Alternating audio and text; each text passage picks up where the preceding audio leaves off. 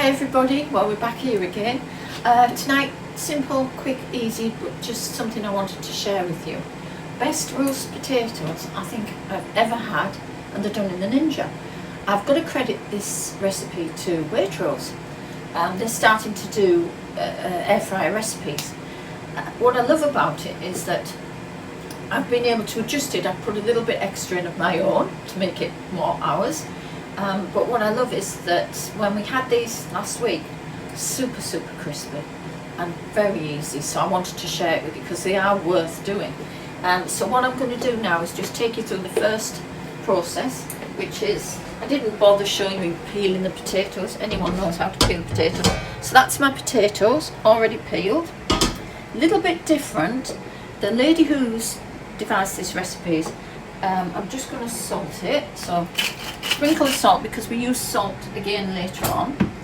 So we'll get that on now.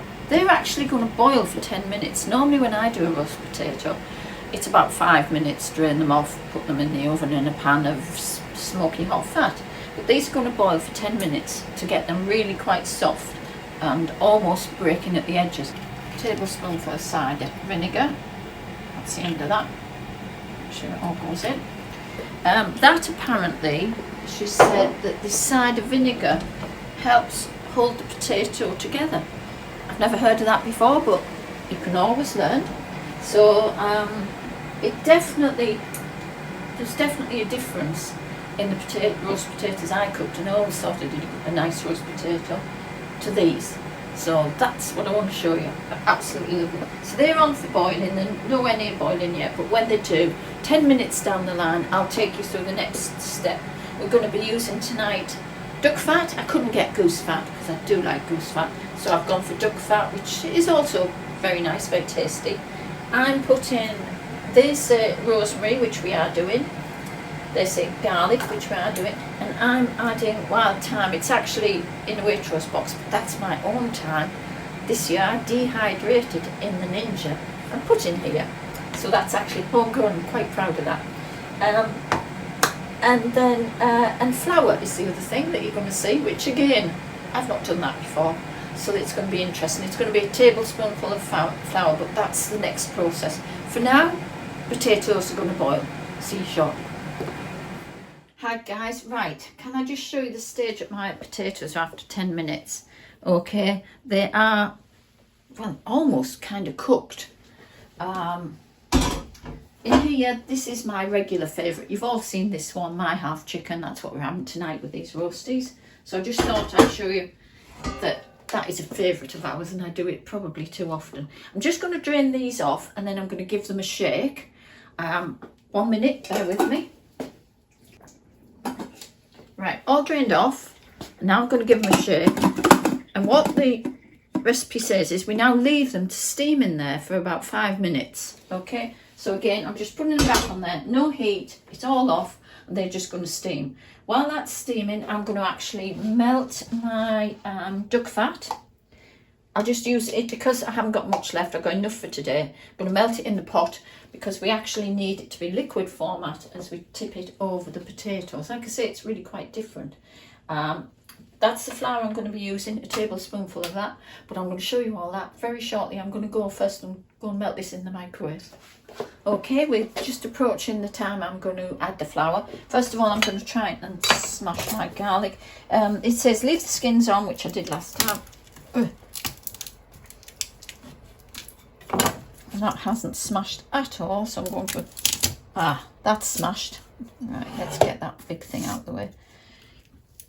Oh gosh, help of a husband, and it was smashed. Okay, let's get this pan over here. I think we've got a bit of light. Okay. You don't need a lot of flour, not for this amount of potatoes. I mean, in the Waitrose recipe, they were cooking for a lot of people, so just about a tablespoonful, okay, of plain flour. That's Italian plain flour. It's the one I use for making pizza dough with. Absolutely lovely flour, but any plain flour will do. Again, we're gonna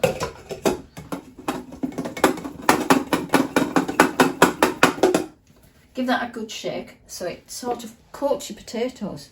I know it looks bizarre, it looks weird. I thought the same thing. Just gonna get a spoon in there, because the next step, I want everything to be coated.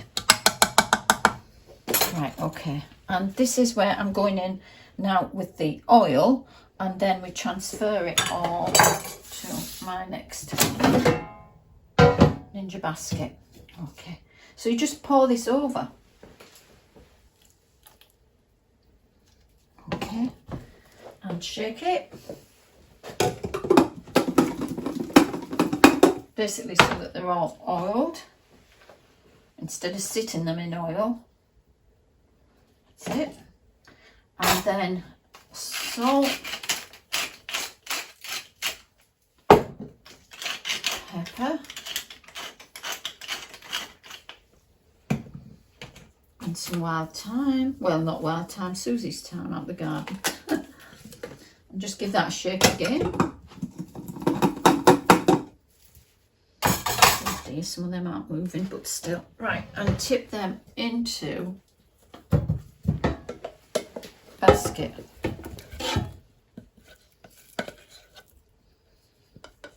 Trust me, those mashed, very strange looking little bits will actually come good and all do what they're meant to do. Just let me put a bit more salt on that one.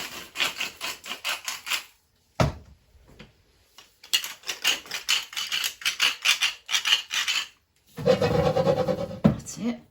Even them out so they'll get some air. And put the rosemary on there. And away we go. A little bit more time on there, I think. Because it's shook into... There we go. Okay. Now we're putting the air fryer on at 180. Okay, air fryer. Temperature down to 180. Okay, and we're going time, well, we'll go 30 minutes. I don't think, because mine aren't particularly big roasties, I don't think it'll take anywhere near that time, but we'll see. Okay, let's start. Okay, see you shortly. Okay, right, these are just about 24 seconds from being finished. Okay, I'm going to serve them up, and then you can see what they're like for themselves. Okay guys, let's have a look. I mean, just look at them. They're crunchy. And this is what I loved about them when I did them initially. You actually get a crunch on them. I think the secret is as well, don't overpack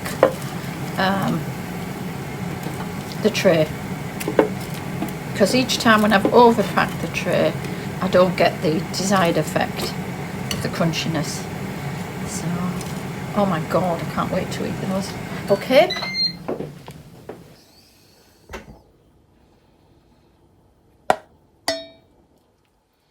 I'm not going to pour, well, I'll pour a little bit over my potatoes because I love gravy. But yeah, I don't want the crunch to go, so I'm going to just leave it like that for my husband, and he can always come back and have more if he wishes. We are great gravy lovers in this house. Okay, give those potatoes a try. Follow what I did. You won't be disappointed. Don't panic if you're using slightly bigger potatoes and they're not going crunchy or anything. Give them a good shake during cooking, and just increase the time, because it does clearly say on the recipe that when I first got it from Waitrose, it said something about 30 to possibly 40 minutes depending on the size of potato.